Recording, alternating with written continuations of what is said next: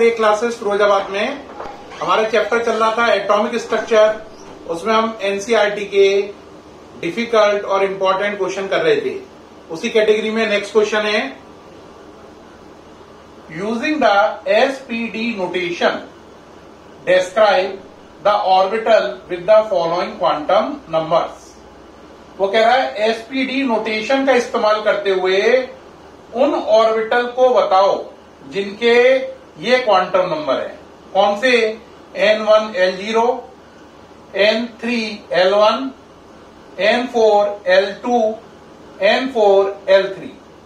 दोबारा बोल रहा हूं, N1 L0, N3 L1, N4 L2, N4 L3। तो कह रहा है एसपीडी नोटेशन का इस्तेमाल करते हुए उन ऑर्बिटल्स को पहचानो जिनके कॉन्फ़िगरेशन मैंने अभी जो पढ़े हैं वो हैं। बेहद सरल तरीका है। एक बात ध्यान रखिए आंसर के लिए कि एसपीडीएफ, क्या बोलो? एसपीडीएफ, इसके लिए एजीमुथल क्वांटम नंबर होता है 0, 1, 2, 3। एस के लिए एल 0 होता है, पी के लिए 1, डी के लिए 2, एफ के लिए 3। एल क्या है? Azimuthal quantum number. क्या है? Azimuthal quantum number, AZIMUTHAL, azimuthal quantum number है एल।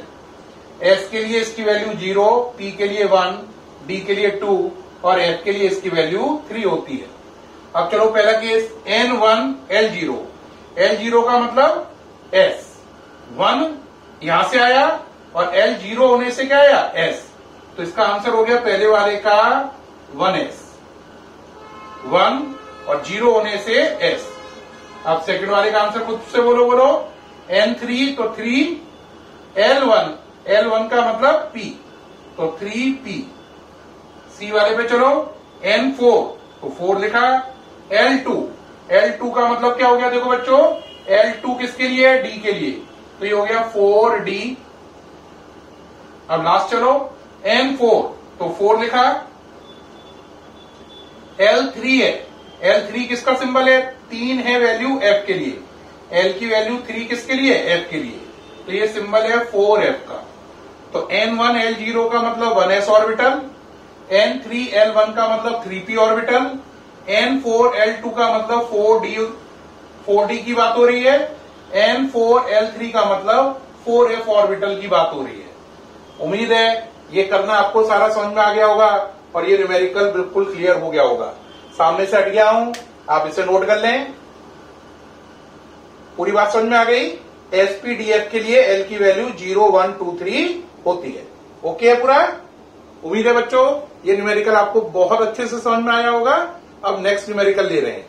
नेक्स्ट न्यूमेरिकल के लिए देखें भाई, क्वेश्चन है नेक्स्ट। देखें भाई, शुरू करें, इसको इरेज कर लें एक सेकेंड। नेक्स्ट क्वेश्चन देखें, how many electrons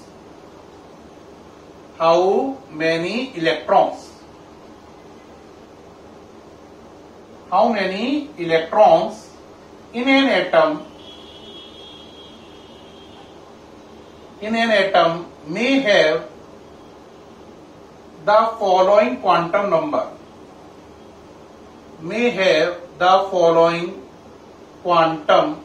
numbers।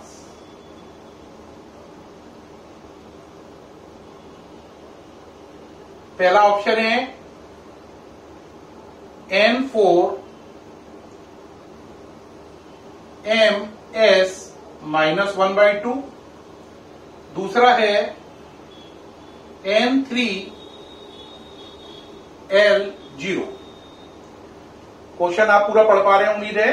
Question एक बार रिपीट पढ़ रहे हैं। How many electrons in an atom may have the following quantum numbers, N4 ms-1/2, N3 L0। Question का हिंदी रूपांतरण क्या हुआ? कह रहा है अगर n की वैल्यू 4 हो और ms का मतलब स्पिन क्वांटम नंबर की वैल्यू -½ हो, तो बताओ ऐसे कितने इलेक्ट्रॉन पॉसिबल है। फिर कह रहा है अगर n की वैल्यू 3 हो और L की वैल्यू 0 हो, तो बताओ ऐसे कितने इलेक्ट्रॉन पॉसिबल होंगे, है ना। तो पहली बात सोचते हैं, पहली बात का आंसर लीजिए। पहली बात में क्या कह रहा है, N4 यानी 4 शेल। अब 4 शेल में सोचो कितने इलेक्ट्रॉन होंगे, हमें मालूम है 2n स्क्वायर प्रिंसिपल होता है, तो 4 शेल में इलेक्ट्रॉन हो गए 2 इंटू 4 का स्क्वायर 32। तो 4 शेल में इलेक्ट्रॉन कितने होंगे बच्चों, 32, 2n स्क्वायर रूल से। अब 32 इलेक्ट्रॉन में से 16 इलेक्ट्रॉन ऐसे होंगे जिनकी स्पिन क्लॉकवाइज होगी और 16 ऐसे होंगे जिनकी स्पिन एंटी क्लॉकवाइज होगी। 16 की स्पिन क्लॉकवाइज होगी और 16 की anti clockwise. Anti clockwise spin को ही क्या बोलते हैं, माइनस हाफ। तो 32 इलेक्ट्रॉन में से 16 इलेक्ट्रॉन क्लॉकवाइज डायरेक्शन में घूम रहे होंगे और उनके लिए एस की वैल्यू प्लस हाफ होगी, और 16 एंटी क्लॉकवाइज घूम रहे होंगे उनके लिए एस की वैल्यू माइनस हाफ होगी। तो हमें कौन से ढूंढने, वो इलेक्ट्रॉन बताने जिनकी वैल्यू माइनस हाफ है। तो आउट ऑफ 32 16 इलेक्ट्रॉन के लिए एस प्लस हाफ होगा और 16 के लिए एस माइनस हाफ होगा। एस को इन्होंने एमएस लिख दिया है, एमएस और एस एक ही बात है। तो माइनस हाफ वैल्यू रखने वाले इलेक्ट्रॉन कितने हुए, 16। तो इसका मतलब इसके ए वाले पार्ट का आंसर 16 हुआ, यानी कि चौथी शेल में 32 इलेक्ट्रॉन है जिनमें से माइनस हाफ स्पिन वाले 16 इलेक्ट्रॉन है, प्लस हाफ वाले 16। तो अगर माइनस हाफ वाले पूछे तो आंसर 16 माना जाएगा। अब इसका बी सेगमेंट देखो, N3L0। बेटा अगर N3L0 है तो इसका मतलब थर्ड शेल है L0। अभी अभी मैंने बताया था SPDF L0123, SPDF L0123, यानी कि अगर L0 है तो S की पहचान है, L0 मतलब S। तो यहां से आया 3 और इससे आया S, L0 होने से S, तो ये हो गया 3S। अब 3S ऐसी होती है, उसमें कितने इलेक्ट्रॉन होंगे, 2, एक क्लॉकवाइज एक एंटी क्लॉकवाइज। तो यहां पर आंसर हो गया इस वाले केस में 2। कितना आंसर हो गया, 2। तो बेटे इस वाले का आंसर तो 16 आया और इस वाले केस का आंसर 2 आया। 2 का मतलब 3s ऑर्बिटल में 2 इलेक्ट्रॉन होते हैं। तो इसके साथ ही ये क्वेश्चन भी फिनिश हो गया। पहले पार्ट का आंसर 16 है, दूसरे का 2 है। पहले का 16 क्यों है कि आउट ऑफ 32 इलेक्ट्रॉन 16 इलेक्ट्रॉन में एंटी क्लॉकवाइज स्पिन होगी। दूसरे का आंसर 2 क्यों है, क्योंकि दूसरे में N3L0 का मतलब 3s सब शेल या 3s ऑर्बिटल में 2 इलेक्ट्रॉन आएंगे, एक क्लॉकवाइज और एक एंटी क्लॉकवाइज। उम्मीद है ये न्यूमेरिकल भी समझ में आ गया होगा। It's okay. अब चले नेक्स्ट न्यूमेरिकल, इसको हटा रहे हैं। नेक्स्ट न्यूमेरिकल इस चैप्टर के बेस्ट न्यूमेरिकल में आता है, जरूर पूछा जाता है, बेहद समझने वाला है। ठीक है बेटा, नेक्स्ट न्यूमेरिकल आपके एग्जाम में जरूर आएगा और वेरी इंपॉर्टेंट है। न्यूमेरिकल क्या है, क्वेश्चन देखें। Show that the circumference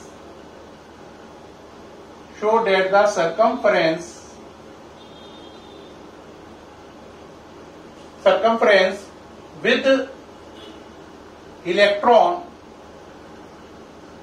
of the Bohr orbit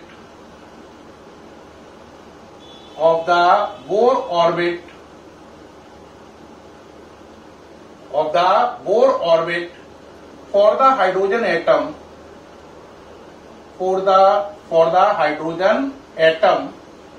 is an integral multiple of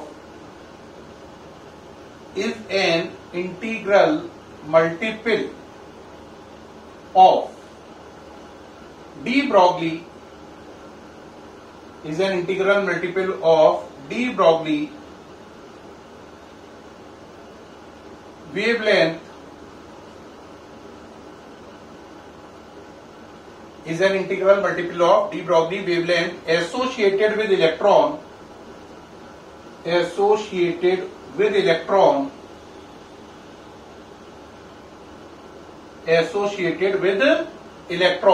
revolving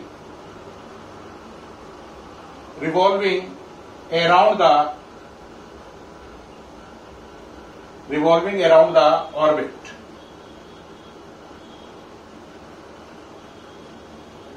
question आपके सामने पूरा नजर आ रहा है। Show that the circumference with electron of the Bohr orbit for the hydrogen atom is an integral multiple of the de Broglie wavelength associated with electron revolving around the orbit. ये question है। इसमें आपसे क्या कह रहा है? कह रहा है साबित करो सरकमफ्रेंस यानी कि 2πr डी ब्रॉगली वेवलेंथ का इंटीग्रल मल्टीपल होती है। दोबारा सुनिए, हमें इस क्वेश्चन में साबित करना है कि सरकमफ्रेंस ऑर्बिट की डी ब्रॉगली वेवलेंथ लैम्डा का इंटीग्रल मल्टीपल होती है ना। इंटीग्रल मल्टीपल का मतलब 2 गुना, 4 गुना, 5 गुना, 6 गुना, 7 गुना। तो हमें साबित करना है कि सरकमफ्रेंस किसी ऑर्बिट की हाइड्रोजन एटम में डी ब्रॉगली वेवलेंथ का इंटीग्रल मल्टीपल होती है। ये लक्ष्य, ये साबित करना है। सामने से हट गया हूं, क्वेश्चन पूरा देख पा रहे हैं उम्मीद है। क्वेश्चन क्लियर हो गया है। अब समझाना शुरू करें। देखो बेटा, आपने अच्छे से सुना था, मैंने आपको बोर थ्योरी कराई थी। कौन सी थ्योरी कराई थी? Bohr theory. तो मैंने बोर थ्योरी में आपको बताया था according to Bohr theory, according to Bohr's theory या बोर थ्योरी, क्या बताया था? Mvr angular momentum equal to NH over 2π। क्या बताया था? एमवीआर यानी angular momentum equal to NH over 2π। ये बात मैंने आपको बोर थ्योरी में कराई थी। ठीक, यहां तक कोई दिक्कत तो है नहीं। अब आप क्या करो, इस 2π को तो इधर ले जाओ और mv को नीचे ले आओ, यानी mv और 2π की जगह इंटरचेंज कर दो। साफ कह रहा हूं, 2π को mv की जगह ले जाओ, mv को 2π की जगह। तो ऐसा करने पर देखो क्या हो जाएगा, 2π ऊपर गया, r equal to NH over mv। लेकिन हमने but according to de Broglie क्या पढ़ा है? अकॉर्डिंग टू डी ब्रॉगली आपने क्या पढ़ा है बताओ? डी ब्रॉगली अपन ने ये पढ़ा हुआ है लैम्डा इक्वल टू, बोलो क्या पढ़ा हुआ है? H अपॉन mv, है ना। ये इक्वेशन आपकी कौन सी है? 1, ये 2 और ये 3। अब अगर आप 2 और 3 का कंपेयर करो तो देखो, ये देखो H ओवर mv नहीं लिखा है, ये देखो। और अभी यहां पे नजर आ रहा है H ओवर mv किसके बराबर है? लैम्डा के। तो इक्वेशन 2 और 3 से क्या प्रूफ हुआ कि H ओवर mv को हटाकर क्या लिख दें? लैम्डा। तो क्या बन जाएगा? 2πr equal to n lambda. तो from equation second and third, equation second third का कंपेयर किया तो देखो ये क्या हो गया? 2πr इक्वल टू n और h ओवर mv की जगह क्या आ जाएगा? Lambda. 2πr equal to n lambda. हाँ या ना? क्या आ गया बोलो? 2πr किसके इक्वल है? n लैम्डा के। अब थोड़ी जगह बना रहा हूं इसको मिटाकर। अगर 2πr n लैम्डा के इक्वल है, जैसा कि अभी हमने नीचे लिखा है, तो 2πr को क्या बोलते हैं हम? सरकमफ्रेंस। तो सरकमफ्रेंस हो गई 2πr इक्वल टू क्या हो गया? n lambda. तो सरकमफ्रेंस इंटीग्रल मल्टीपल है। इंटीग्रल मल्टीपल कौन है? n। किसका? डी ब्रॉगली वेवलेंथ का। ये क्या है? Integral multiple. तो सरकमफ्रेंस इंटीग्रल मल्टीपल है किसका? लैम्डा का। लैम्डा का नाम क्या है? De Broglie wavelength. तो हमें यही प्रूफ करना था कि सरकमफ्रेंस डी ब्रॉगली वेवलेंथ का इंटीग्रल मल्टीपल होती है। और ये यहां पे प्रूफ हो गया क्योंकि circumference equal to n lambda. इससे ये बात साबित हो गई। ये डेरिवेशन कंप्लीट हो गया। अब आप इसे नोट कर लें, दोबारा से समझ लें। बोर थ्योरी में mvr equal to NH over 2π और mv की जगह बदली। तो यहां से हो गया 2πr equal to NH over mv और h ओवर mv की जगह क्या आ गया? लैम्डा। तो 2πr equal to n lambda. 2πr circumference है इक्वल टू n लैम्डा। इसका मतलब सरकमफ्रेंस इंटीग्रल मल्टीपल है किसका? लैम्डा का, डी ब्रॉगली वेवलेंथ का। उम्मीद है सारा साफ नजर आ रहा है और आप नोट करते जा रहे हैं। डेरिवेशन क्लियर हो गया है। प्यारे बच्चों, इस वीडियो में मैंने आपको 3 न्यूमेरिकल करके दिखाए। उम्मीद है तीनों न्यूमेरिकल आपके दिमाग में फिक्स हो गए होंगे और अल्ट्रा क्लियर हो रहे होंगे और लग रहा होगा सर न्यूमेरिकल तो बड़े अच्छे समझ में आ रहे हैं।